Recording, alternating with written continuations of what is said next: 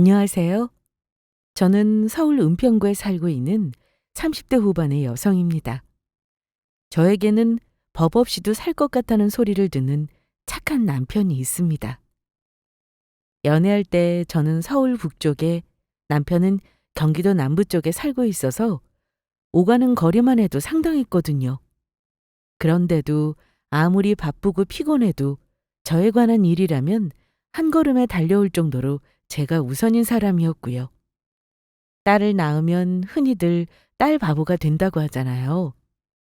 저희 남편은 하다 주변 동료들에게 마누라 바보라는 소리를 들을 정도로 저밖에 모르는 사람이었습니다. 저는 연애할 때도 착하고 저를 위해주는 점에 반해서 결혼까지 결심하게 되었던 거고요. 그리고 그 점은 시어머니도 마찬가지였습니다. 저희 시어머니도 말로 다 못할 정도로 선하고 정이 많으신 분이시거든요. 그런데 이 모든 것들이 전부 다 거짓이라는 걸 알게 됐다면 어떨 것 같으세요? 모두 저를 속이고 안심시켜서 결혼하기 위한 연기였다면요.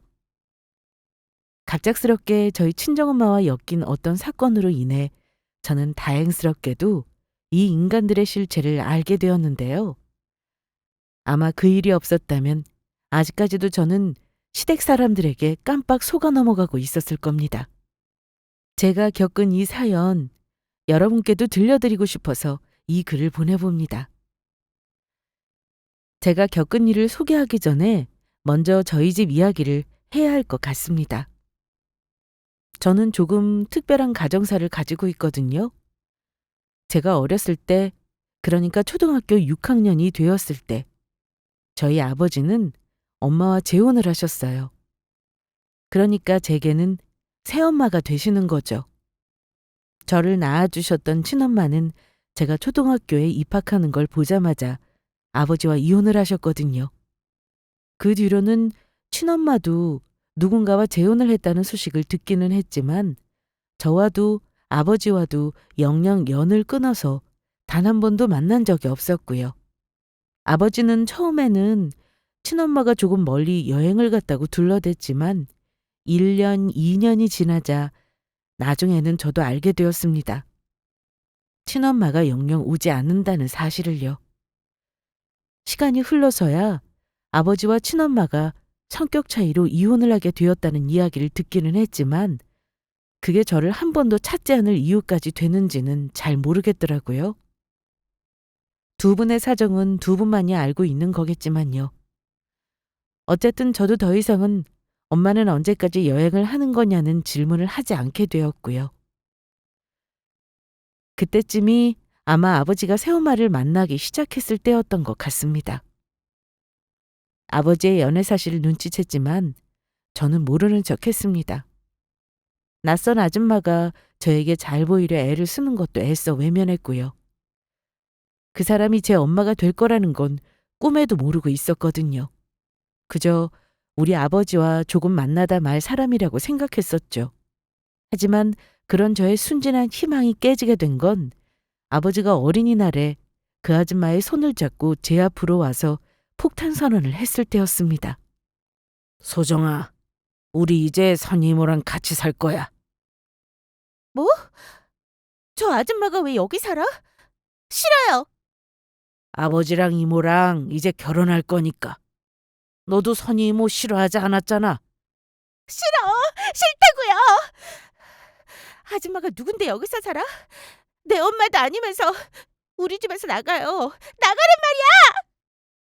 처음으로 소리까지 질러대며 발작하다시피 하는 저를 본 두 눈은 눈에 띄게 당황하셨죠.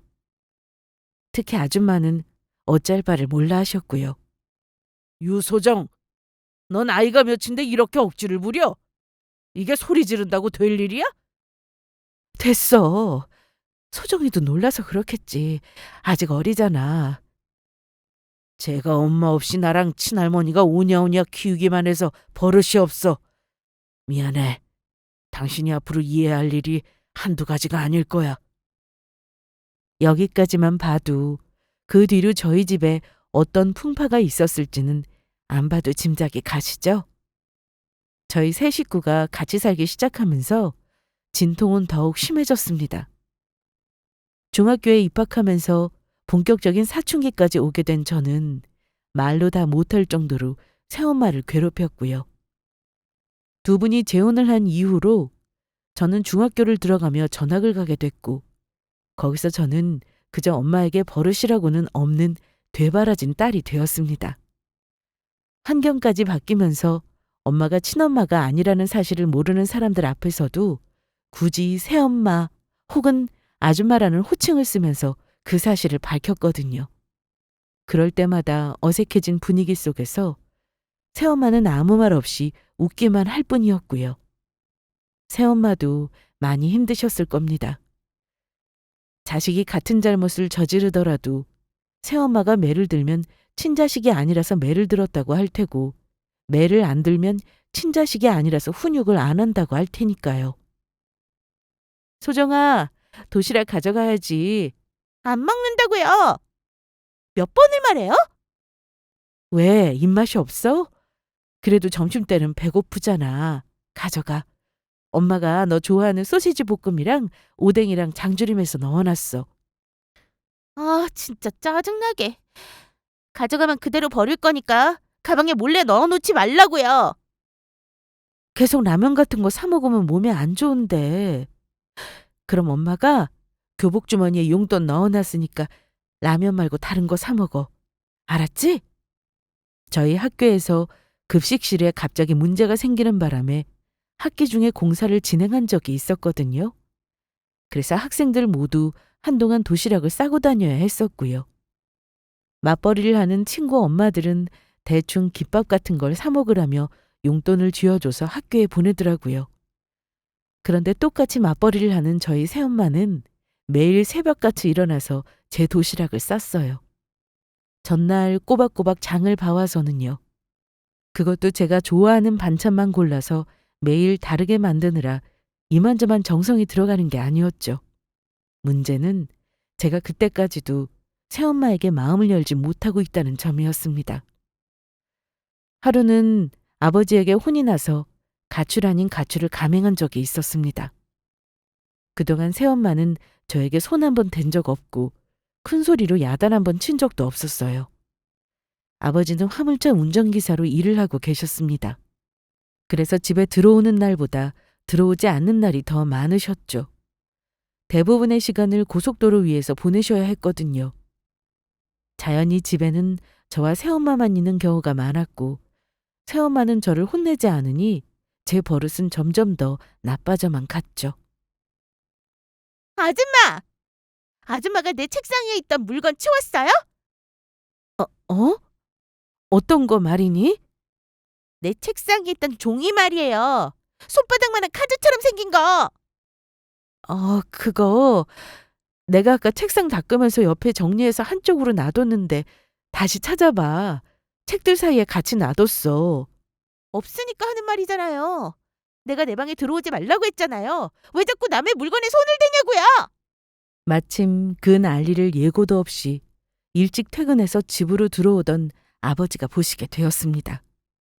당연히 집안이 발칵 뒤집혔죠. 아버지는 매를 들고 와서 제 손바닥을 때리셨고, 새엄마는 기겁을 하고는 애를 때릴 데가 어디 있냐며 아버지를 뜯어말리기 바쁘셨고요. 하지만 어린 마음에 그때는 때리는 아버지보다 말리는 새엄마가 더 미워 보이더라고요.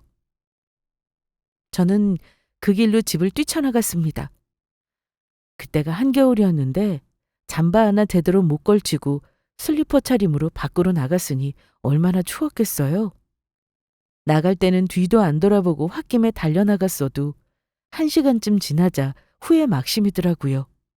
그래도 그 자존심에 다시 집으로 돌아갈 수는 없었습니다. 저는 일단 근처에 친한 친구 집으로 달려가서 급한 대로 잠바를 빌려 입었어요.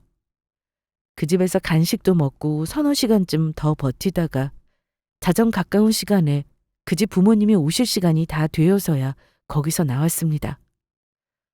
가뜩이나 추운데 하필이면 비까지 주룩주룩 내리고 있더라고요. 찬바람도 장난이 아니었고요. 빌리는 김에 우산도 빌려 쓰고 친구 잠바를 입고 터덜터덜 집으로 돌아오던 참이었습니다. 집 앞에서 두어 시간 더 버티다가 부모님이 잠드시고 나면 들어갈 생각이었어요. 그런데 저 멀리 아파트 현관이 보이기 시작하자 누군가 발을 동동 구르고 있는 모습이 보였습니다. 서정아, 서정아! 현관에서 저를 기다리고 있던 바로 다름 아닌 새엄마였습니다. 슬리퍼를 끌고 집으로 돌아오는 저를 발견하자마자 새엄마는 우산을 던지고 제 쪽으로 달려왔어요. 그리고는 뭐라고 말할 틈도 없이 저를 껴안으시더라고요. 너무 순식간에 일어난 일이라 저는 얼떨떨한 얼굴로 그대로 새엄마의 품에 안기고 말았습니다. 언제부터 저를 기다린 건지 새엄마의 몸은 얼음장처럼 차가웠어요. 추위 때문인지 흥분 때문인지 온몸이 덜덜 떨리고 있었고요. 저를 끌어안은 팔로도 진동이 느껴질 정도였습니다. 거기다 이 추위에 제가 빌려 입은 잠바보다 더 얇은 옷을 입고 밖에서 비를 맞으며 서 있더라고요. 우산이 있기는 했어도 바람이 많이 불어서 조금만 밖에 있어도 옷이 다 젖을 정도였거든요. 새엄마는 누가 나와 있을 거라고는 생각지도 못해서 어리둥절한 상태의 저를 보며 엉엉 울고 계셨어요. 서정아, 미안해. 엄마가 잘못했어. 다시는 허락 없이 네 물건에 손대지 않을게. 방도 너 없을 땐 안 들어갈게. 어, 아줌마. 요즘 세상이 얼마나 험한데. 이 새벽에 어린 여자애가 겁도 없이 어디를 갔다 왔어. 너 혹시라도 무슨 일 생길까 봐 엄마랑 아버지가 얼마나 걱정한 줄 알아? 너 잘못되면 엄마는 어떡하라고. 나중에 들은 이야기지만 그때 새엄마는 밤길이 위험하기도 하고 제가 혹시라도 홧김에 충동적으로 나쁜 선택을 하기라도 할까 봐 온갖 상상을 다 하셨다고 하더라고요. 정말이지 별의별 생각이 다 들었다고 하시면서요. 새엄마와 함께 그렇게 집에 들어오자 저를 찾으러 나갔던 아버지도 연락을 받고 조금 뒤에 집으로 들어오셨습니다. 아버지는 헛기침을 하시며 들어왔으면 됐다고 제 머리를 쓰다듬으셨어요. 그날 새엄마는 새벽 내내 꼬박 감기를 앓으셨고요. 제 기억에 그때 앓았던 감기가 일주일은 갔던 것 같아요. 그때 이후로 저는 조금 신경이 변화가 생기게 되었습니다. 물론 제가 새엄마를 엄마라고 부른 건 아닌데 아줌마라고 부르지도 않았죠. 그냥 저기 있잖아요 식으로 호칭을 빼고 부르기 시작했죠. 처음에는 어리둥절하던 새엄마도 나중에는 그런 저의 마음을 눈치채셨는지 제가 말을 걸 때마다 작게 미소를 지으셨고요. 새엄마가 싸준 도시락을 가져가서 먹기 시작한 것도 그때부터였고요. 그동안은 뚜껑조차 열어보지도 않아서 몰랐는데 새엄마 음식 솜씨가 상당하더라고요. 저보다 오히려 제 친구들이 맛있다고 서로 달려들어서 반찬을 다 집어가서 경쟁이 치열할 정도였어요. 그렇게 저는 차츰 마음의 문이 열렸고 나중에는 새엄마와 세상에서 제일 친한 단짝이 되었습니다. 저를 친자식처럼 키워주신 건 말할 필요도 없었어요. 아니, 오히려 친자식도 이렇게까지는 못하겠다 싶을 정도로 지극정성이었죠. 야자를 마치고 독서실을 갔다가 새벽 늦게서야 집으로 돌아오는 일이 많았던 고3 때는 새엄마가 그때까지 잠도 안 주무시고 저를 마중 나오고는 했고요. 고3 기간 내내 단 하루도 빠짐없이요. 오히려 아버지는 코까지 골고 쿨쿨 잘만 주무시는데 말이에요. 제가 대학에 가고 학교 앞에서 자취를 시작하면서 따로 나가 살기 시작했을 때도 새엄마의 과보호는 계속되었습니다. 매 주마다 자취방에 반찬을 바리바리 싸들고 와서는 냉장고를 다 채워놓고 가신 건 기본이었어요. 제가 아프기라도 하면 새벽에도 택시까지 타고 와서 죽을 만들어 놓고 밤새 간병하다 가시고는 했고요. 다 큰 제가 여태껏 본가에 가서는 설거지 한번 해본 적이 없으니 말 다 했죠. 본가에 가서 뭐라도 좀 도와드릴라 치면 너는 혼자 사니까 설거지고 청소고 다 네 몫인데 여기까지 와서 힘들게 고생하지 말고 쉬어라고 하시면서 본인이 직접 다 하고는 하셨습니다. 이렇게 친엄마가 없는 대신에 제 곁에는 항상 친엄마보다 더 저에게 친엄마처럼 잘해주는 새엄마가 있었어요. 어딜 가든 저희는 팔짱을 끼고 다니는 건 기본이었고 하루에도 몇 번씩 통화하는 사이가 되었습니다. 나중에는 하도 다정하고 사이가 좋게 지내서 다른 사람들이 우연하게도 새엄마라는 사실을 알게 되면 깜짝 놀랄 지경이었죠. 예전의 모습을 생각하면 정말 웃음이 새어나올 정도로 커다란 변화였어요. 그리고 저는 이 생활이 영원하기만을 빌었고요. 세월이 흘러서 저는 남자친구를 사귀게 되었습니다. 바로 지금의 남편이었죠. 그전에도 4명 정도의 남자친구가 있기는 했습니다. 그 중에는 결혼을 생각할 정도로 진지했던 남자친구도 있었지만 하나같이 다 저의 인생의 짝은 아니었던 모양인지 결실은 맺지는 못했었고요. 저도 30대 중반을 넘기게 되면서 이제는 혼자 살 준비를 해야 하나 싶을 정도로 마음을 내려놓았을 때쯤이었습니다. 거짓말처럼 남편이 제 인생에 등장하게 된 건 그때였어요. 저는 학교를 졸업하고 새로 생긴 아파트 대단지의 상가에서 작은 과일 가게를 하고 있었습니다. 수박처럼 한 통을 사면 다 먹기도 손질하기도 힘든 과일들을 도시락처럼 만들어서 직접 손질해다 팔면 좋겠다는 생각을 대학 다닐 때부터 했었거든요. 1인 가구나 맞벌이 가정이 많아서 바쁜 사람들에게 수요가 꽤 있겠다 싶었고요. 가게를 열고 나서는 한 입 크기의 과일을 하루 먹을 분량으로 손질해서 소포장 용기에 나눠 담아 배달 판매를 하기 시작했습니다. 신문 구독처럼 정기적으로 도시락을 구매하시는 분들이 많아서 상가의 임대료가 꽤 비싸기는 해도 그럭저럭 수입은 괜찮은 편이었죠. 그리고 남자친구는 제 가게에 과일을 대주시는 도매 거래처의 사장님이 소개해준 사람이었습니다. 처음에는 일로 알게 된 분이 소개해준 사람이라는 게 부담스러워서 거절했지만 재차 정말 사람이 괜찮다며 한번 만나보기라도 하라는 사장님의 말에 어쩔 수가 없더라고요. 사장님 말처럼 밥이나 한 끼 먹는다는 생각으로 큰 기대 없이 가볍게 나가본 자리에서 저는 운명을 만나게 된 거죠. 안녕하세요. 유서정 씨죠? 저는 조민성이라고 합니다. 말씀 많이 들었습니다. 네, 안녕하세요. 죄송해요. 오래 기다리셨죠? 괜찮아요. 저도 방금 왔습니다. 그 사람은 말로는 괜찮다고 하시기는 한데 전혀 괜찮지 않아 보였습니다. 그날따라 35도에 육박하는 한여름 날씨라 온몸이며 얼굴에 땀범벅이시더라고요. 거기다 하필이면 제가 길을 착각하는 바람에 중간에 버스에서 내려서 다시 택시를 타고 돌아오느라 30분이나 늦은 상태였거든요. 솔직히 그냥 가셔도 할 말이 없겠다 싶었어요. 처음부터 늦었으니 첫인상이 나쁠 만도 한데 별 불만도 없이 그저 씩 웃으면서 근처에 봐둔 레스토랑이 있다고 가자고 하시더라고요. 이렇게 오래 걸릴 줄 알았으면 그냥 식당에서 바로 만날 걸 그랬어요. 오늘 바깥 날씨도 너무 더웠는데. 저도 그럴까 생각도 했었는데 여기가 골목 안쪽에 있는 가게라서 위치를 찾기가 좀 애매하거든요. 택시도 못 들어가는 좁은 골목이라 소정 씨가 찾다가 길을 헤매실 것 같아서 그냥 큰 길에서 기다렸습니다. 너무 죄송해요. 대신에 밥은 제가 살게요. 아닙니다. 밥은 당연히 제가 대접해 드릴 거고 늦게 오셨으니까 제가 마음에 안 드셔도 제가 기다린 시간만큼 앉았다가 가시는 걸로 해요.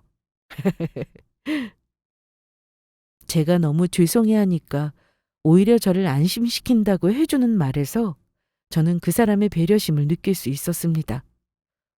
저 같으면 화가 머리 끝까지 나서 따지고 들어도 모자랄 판이었는데 말이에요. 그렇게 찾아간 레스토랑에서도 이어진 카페에서도 저희의 대화는 즐거웠습니다. 조금 더 오랜 시간 이야기를 나누다 보니 제 생각보다 훨씬 더 성숙하고 예의 바른 사람이었고요. 나이는 저보다 겨우 1살이 많을 뿐이었는데 못해도 5살은 많은 것처럼 어른스러운 사람이었죠. 처음 느꼈던 것처럼 배려심도 남달랐고요. 나중에는 그 모든 것들이 다 처음부터 철저하게 계산된 연기였다는 걸 알게 되었지만요. 어쨌든 저희는 몇 번의 만남을 더 가진 뒤에 본격적으로 연애를 시작했습니다. 지난 1년간 남자친구가 저를 대하는 태도나 모습에서는 저는 이상한 기류를 발견하지는 못했습니다. 오히려 제가 만났었던 과거의 그 어떤 남자친구들보다도 더 제게 잘해주었죠. 첫 데이트에서 음식을 떠줬던 걸 시작으로 어딜 가면 항상 저를 먼저 챙겼고 추울 때면 자기도 덜덜 떨고 있으면서 겉옷을 벗어서 제게 둘러주는 사람이었습니다. 제가 손바닥만한 핸드백을 가지고 와도 무겁다며 들어주고는 했고요. 요리도 저보다 더 잘해서 제가 아프기라도 할 때면 집에서 손수 죽을 끓여오는 것은 다반사였어요. 주말에 한강공원에 피크닉을 가면 도시락을 싸오는 건 항상 본인의 몫이었고요. 자기 친구들이 낳은 아이들 사진을 보여주며 눈을 반짝이던 일이나 함께 산책하던 공원에 지나가는 강아지들을 귀여워하던 일 등을 생각해보면 마음도 따뜻한 사람이었죠. 그래서 이런 사람과 결혼하면 좋을 것 같았습니다. 결혼은 무슨 일이 있어도 가정적인 사람과 해야만 한다는데 저렇게 아이를 좋아하니 나중에 태어날 아이들에게도 좋은 아빠가 되어줄 것 같았죠. 한결같이 저에게 잘하는 건 말할 것도 없었고요. 그래서 사귄 지 1년이 지났을 때 남자친구가 너무 무겁지 않게 꺼낸 결혼하자는 말에도 저는 기꺼이 그 사람과 결혼을 하기로 결심했습니다. 결혼을 하기로 결정하고 나서는 넘어야 할 큰 관문이 있었죠. 저희 집이야 제가 잘 알고 있으니 부모님이 어떤 반응을 보이실지는 뻔히 알아서 큰 걱정은 없었습니다. 제가 마음에 드는 사람을 만나 결혼을 하겠다고만 하면 어떤 상대든 반대하지 않으실 걸 알고 있었거든요. 하지만 상대방의 부모님은 다른 이야기였죠. 어떤 분이실지 어떤 반응을 보이실지도 걱정스러웠습니다. 걱정할 거 없어. 우리 어머니가 자기를 얼마나 좋아하시는데 아직 보지는 않았는데 벌써 우리 며느리라고 하실 정도라니까. 우리를 뵈러 가는 길에 남자친구는 걱정을 하는 저를 다독거리며 태평한 소리를 하고 있었습니다. 물론 어느 정도는 저에게 호감을 가지고 계시다는 걸 알고는 있었습니다. 왜냐하면 저희가 한강에 피크닉을 간다고 할 때 도시락을 직접 싸주시기도 했고 제가 아플 때 남자친구를 통해서 먹을 것들을 챙겨서 보내주시기도 했거든요. 정말 마음에 안 드셨다면 그렇게까지 하지는 않으셨을 테니까요.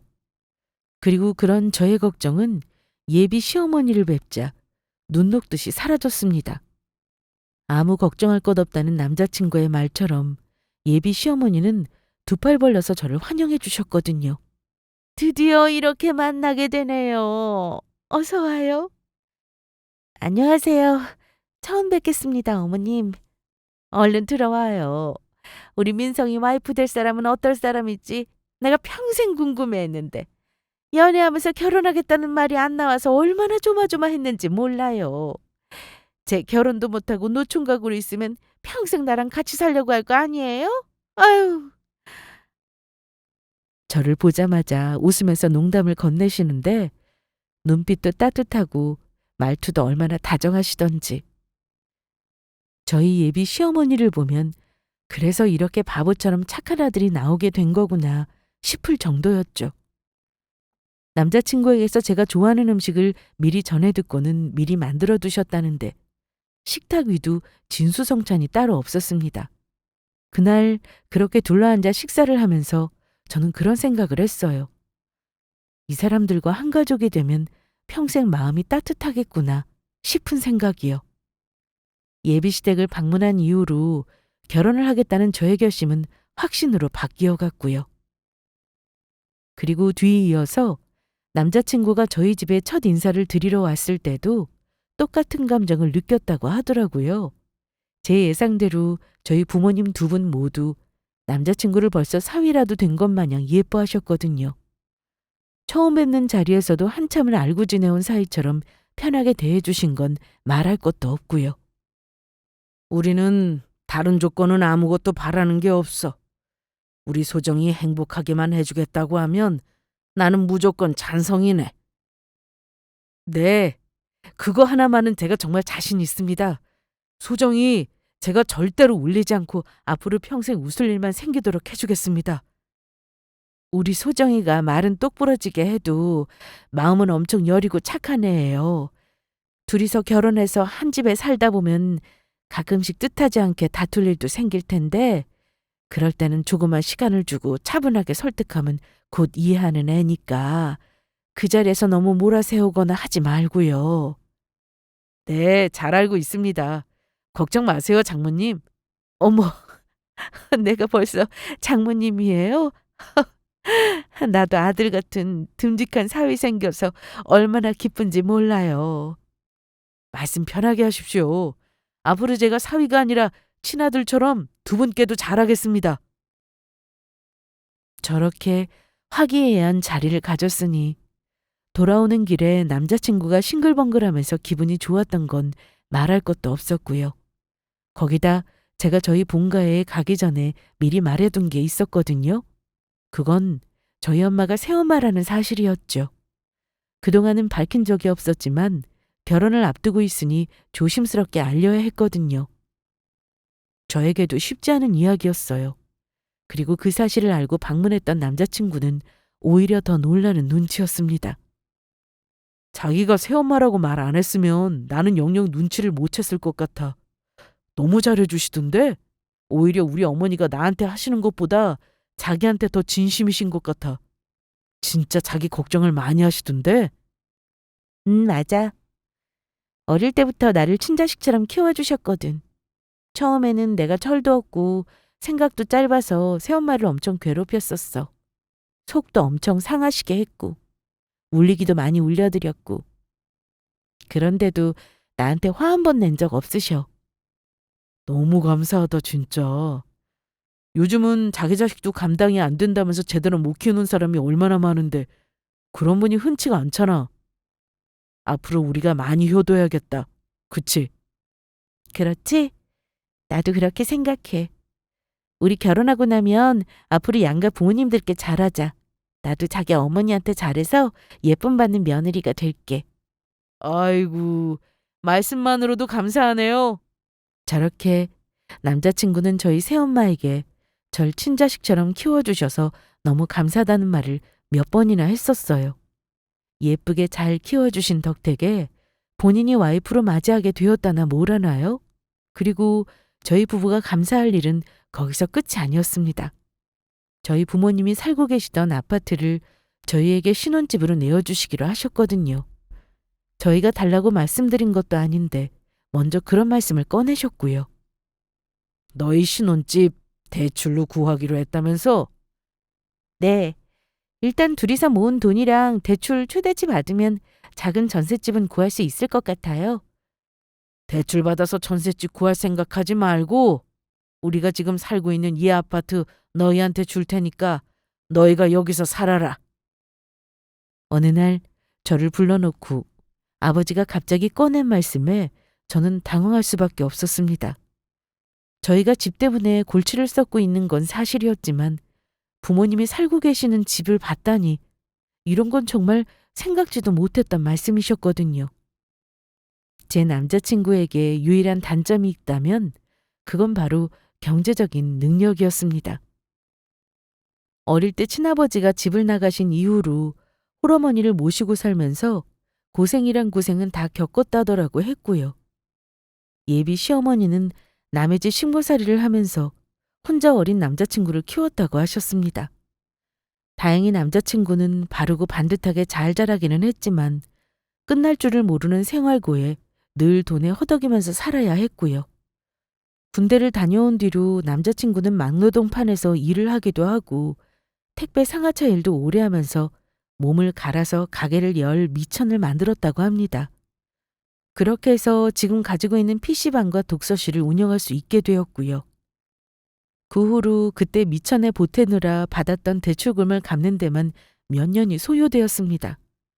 이제는 대출금을 다 갚기는 했지만 모아둔 돈은 그리 많지 않았죠. 다행히 PC방과 독서실 모두 그럭저럭 장사는 잘 되는 편이라 앞으로는 돈을 모으기만 하면 되는 일이었지만요. 어쨌거나 문제는 당장 수중에 신혼집을 구할 만한 큰 돈이 없다는 것이었습니다. 저도 과일 가게를 여느라 비슷한 형편이었고요. 저희도 결혼 이야기가 나오면서 그 문제를 깊게 고민을 했었는데 부모님이 이런 이야기를 하실 거라고는 꿈에도 몰랐죠. 네? 갑자기 그게 무슨 말씀이세요? 저희한테 이 집을 주시면 아버지랑 엄마는 어떻게 하시게요? 우리는 시골 고향집으로 내려가려고. 예전에 너희 할머니 사시던 곳 말이야. 아니, 두 분이서 힘들게 거기서 어떻게 사시려고요? 거기 아무것도 없는 깡촌인데. 아니야. 원래도 소정이 너 시집가고 우리도 나중에 나이 들면 한적하고 공기 좋은 시골에 가서 텃밭이나 가꾸면서 살자고 너희 아버지랑 여러 번 얘기했었어. 아버지는 아무 데서나 잘 주무시고 잘 지내시니까 그렇다고 치고 엄마는 거기서 못 살아요. 평생을 서울에서만 사셨으면서 아무튼 안 돼요. 괜찮아. 어차피 시골로 내려가기로 했던 거 몇 년 더 앞당겨서 갔다고 생각하면 되지. 심각할 것도 없어. 그리고 나도 시골 가서 살아보는 거 소원이었어. 너희 아버지보다 내가 더 가고 싶어 했다니까. 저는 아버지보다 새엄마가 더 걱정이었습니다. 아버지야 남자인데다 화물차 기사를 오래 하시면서 험한 생활에는 익숙하시지만 서울에서만 곱게 자란 저희 새엄마는 입장이 달랐거든요. 저 좀 편하자고 부모님이 사시는 집을 뺏는다니 말도 안 되는 일이었어요. 너희 시댁에서도 보태줄 형편이 전혀 아니라면서 우리라도 형편이 되니까 다행한 일 아니냐. 나이 들면 이렇게 큰 집은 필요 없어. 청소하기도 귀찮고. 준다고 할 때 가져가. 마음 바뀌기 전에. 그래 소정아.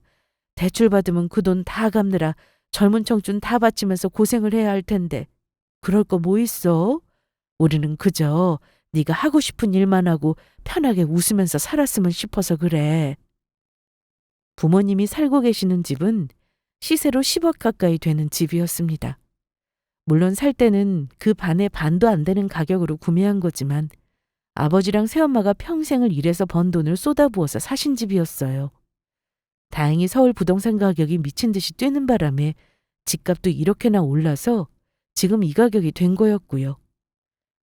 너무 죄송해서 거듭 거절했지만 결국 부모님의 완강한 고집을 꺾지 못해 저희는 그 집을 받게 되었습니다. 부모님은 얼마 후 미리 봐둔 시골집이 있다며 그리로 내려가 버리셨고요. 인부들이 인테리어 공사하는 걸 지켜봐야 하는데 왔다 갔다 귀찮다고 하시면서요. 정말이지 너무 감사해서 할 말이 없었습니다. 이 소식을 듣게 된 남자친구도 눈물까지 글썽이면서 감사하다고 말했고요. 그런 저희 부모님은 너희가 행복하기만 하면 된다고 말씀하셨죠. 부모님의 마음에 보답하기 위해서라도 저희는 행복하게 살아야 했습니다. 그리고 몇 년간의 결혼 생활은 그 결심대로였고요. 남편의 가게가 조금 어려워지기는 했지만 다행히 제 가게가 자리를 잡히면서 조만간 아이도 가지기로 했죠. 여기서 신혼집 대출까지 받아야 했다면 얼마나 힘들어졌을지 생각만 해도 아득하더라고요. 시골로 내려가신 부모님도 다행히 그곳 생활을 잘 적응하시는 것 같았습니다. 그렇지 않았다면 제가 더 죄송했을 것 같았어요. 앞으로도 이렇게만 행복하면 더 바랄 게 없다고 생각했습니다. 그런데 그런 제 바람은 이루어지지 않았습니다. 아버지에게서 갑작스럽게 전화가 와서는 믿기지도 않는 이야기를 하시더라고요. 새엄마가 췌장암에 걸리셨다고요. 저는 너무나 큰 충격을 받았습니다. 당장 서울로 모시고 와서 치료할 준비를 하라고 말씀드렸고 전화를 끊고 나서 저는 통곡을 했습니다. 괜히 저 때문에 시골로 내려가셔서 몸고생 마음고생을 하느라 그런 몹쓸 병에 걸린 게 아닌가 싶은 자책도 들었습니다. 그리고 제가 혹시라도 그런 생각을 할까봐 걱정한 새엄마는 몇 번이고 저에게 전화를 걸어서 본인은 괜찮다며 걱정하지 말라는 당부를 하셨어요. 정작 아픈 게 누구인데 이 상황에서도 저를 걱정하고 계시더라고요. 불행 중 다행으로 암이 초기 단계이기는 해서 종양을 제거하기 위해 우선 수술을 시도하기로 했습니다. 아버지와 함께 새엄마를 모시고 다니면서 병원 수속을 하기 시작하자 눈앞의 현실이 슬슬 보이기 시작했습니다. 그리고 대부분은 암 치료비에 대한 걱정이었고요. 새엄마가 걸린 췌장암은 고해감에 속해서 수술비도 그렇고 치료도 장기간이 걸리는 병원이었거든요. 치료법도 복잡하고 엄청나게 고가였어요. 들어둔 보험이 있기는 했지만 치료비가 다 보장될 정도로 범위가 넓지도 않았고요. 알아보니 암 수술비만 최소 1억 정도 들어간다고 하는데 수술을 하루라도 빨리 해야 하는 실정이라 당장 그 돈을 구해야 하는 형편이었어요. 돈이 너무 많이 들어서 어쩌니.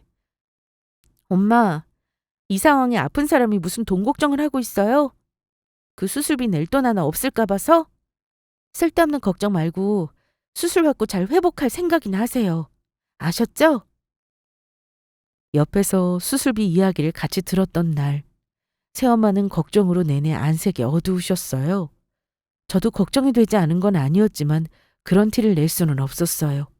저는 큰 소리를 치면서 새엄마를 안심시키고 집으로 돌아와 모아둔 예금과 적금을 모두 털어서 경비를 계산했습니다. 그리고 퇴근한 남편에게 말했죠. 여보, 암 수술비가 1억이라는 얘기 들었지? 무슨 수술비가 그렇게 비싸? 돈 없는 사람은 수술도 못 하겠네. 안 그래도 엄마가 그것 때문에 계속 걱정하느라 잠도 못 주무시는 것 같더라고. 그래서 말인데 우리가 그 수술비를 대드려야 할 것 같아. 뭐? 그게 무슨 소리야? 그 순간 남편이 정말 못 들을 이야기라도 들은 사람처럼 화들짝 놀라더라고요. 저는 남편의 그런 반응에 오히려 더 놀랐고요. 1억이 큰 돈이기는 하지만 저렇게까지 놀랄 일인가 싶었어요. 당장 아버지도 현금이 없다고 하시고 곧 돈 나갈 일이 천진데 수술비 때문에 대출받아야 할 판이야. 안 그래도 아픈 사람이 저렇게 걱정하면 건강에도 안 좋을 것 같아. 우리가 그 돈이라도 먼저 보태드리는 게 맞는 것 같아. 여보, 무슨 소리를 하는 거야? 우리가 그 큰 돈이 어디 있어?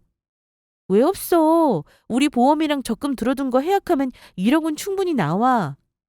제 말에 남편은 기겁을 하면서 목소리가 커졌습니다. 그 돈은 아니, 생각해봐. 그 돈이 있다고 쳐도 1억이나 되는 큰 돈을 대뜸 친정에 갖다 드리자는 게 말이 돼? 아무리 부담이 돼도 병원비는 자식한테 손 벌릴 일이 아니라 장인 장모님이 알아서 부담하셔야지. 그 말을 듣는데 진짜 어이가 없더라고요. 안 그래도 새엄마 걱정에 피가 마를 지경인데 병원비가 뭐라고 저런 소리를 하고 있는지 저는 이해가 되지 않았습니다. 당신 진짜 말 이상하게 한다. 자식한테 손을 벌리다니? 자식된 도리로 부모님 병원비 대드리는 게 당연한 거 아니야? 어떻게 장모가 아프다는데 그런 소리를 할 수가 있어? 그리고 우리 엄마 아빠가 왜 돈이 없는데 우리한테 본인들 사시던 집 물려주시면서 그동안 모았던 재산 다 주시고 가신 건데 10억도 넘는 집 받을 때는 그렇게 좋아해놓고 이제 와서 1억 보태드리자니까 그 돈이 아까워? 몰라. 집은 집이고 돈은 돈이지. 이미 주신 집을 가지고 왜 이제 와서 딴소리를 해? 아무튼 1억은 절대로 안 돼. 적금 해지하면 앞으로 우리는 어떡하게?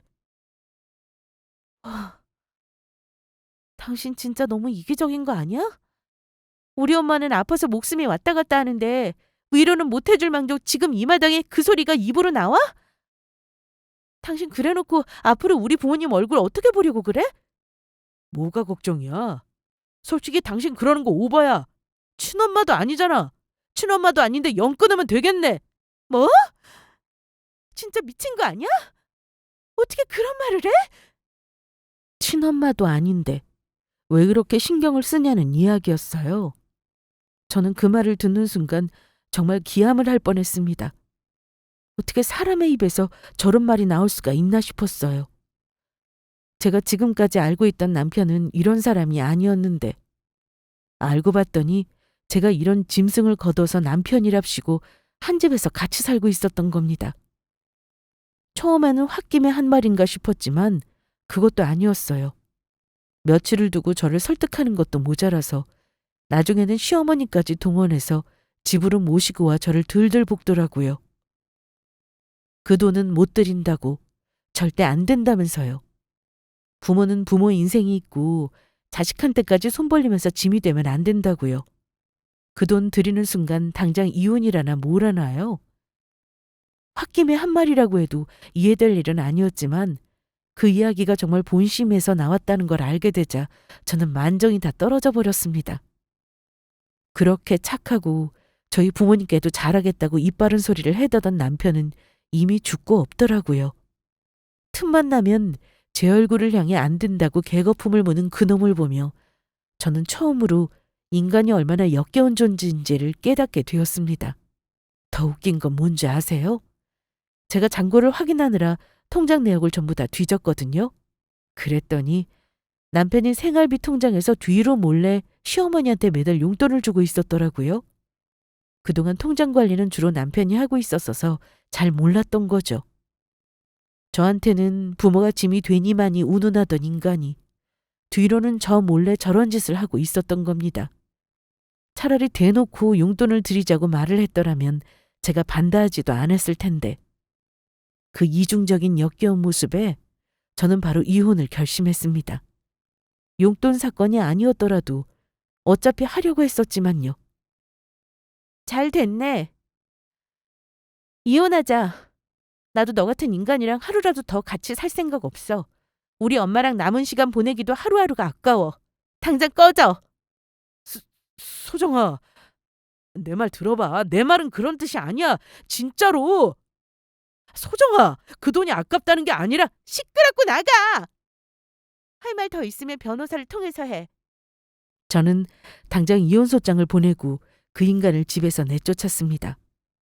우리 부모님이 준 집에서 얹혀 살면서 심지어 결혼한 이후에는 가게 장사도 잘 안 돼서 제가 생활비 대부분을 분담하고 있었는데 오히려 먼저 그러면 이혼 아내 만에 큰 소리를 치다니요. 어이가 없었죠. 처음에는 이혼하자는 제 대답에도 설마 하던 그 인간은 이혼 소장을 받아들이고 정식으로 이혼 절차가 시작되자 눈물 콧물을 다 흘리며 빌기 시작했습니다. 날마다 저를 찾아오더니 급기야는 무릎까지 꿇더라고요.